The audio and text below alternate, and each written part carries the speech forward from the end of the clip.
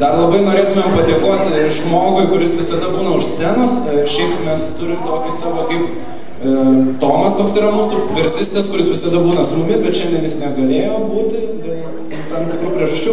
Ir šiandien mes turim Jusiškį už scenos, tai ačiū jam už garsą.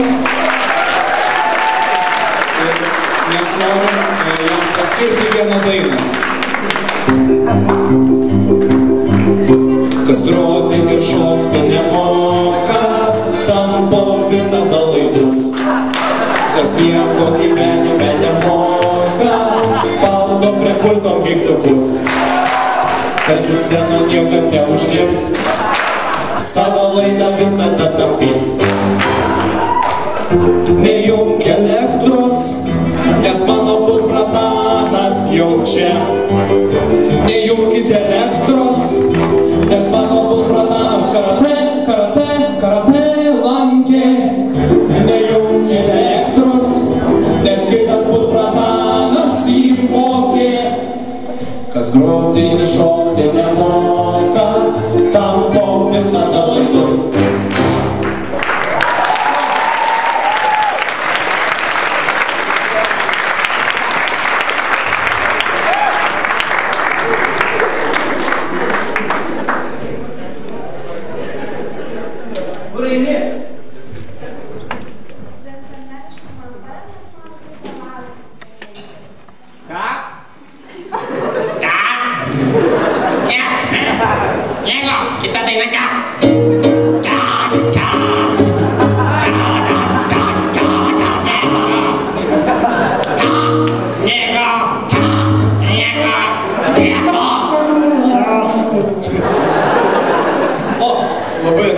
Taip pat dar iš tos pačios serijos Kaune mes grojom ir Kaune teatre viena tokia mėgiamiausių salių, kur mes atvykstam ir grojam ir ten žmonės kažkodėl Praną labai myli, nežinau.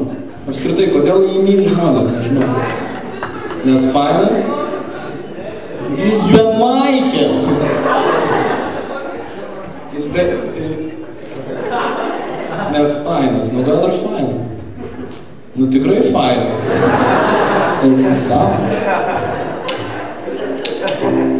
Koks jis fainas.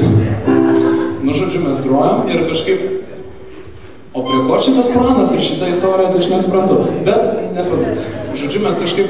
Aš paklausiau publikos ir sakau... Ar jūs dar turit jėgų? Ne. Ir ten nebuvo toksai kaip... Ar ne, aš apie Praną klausiu.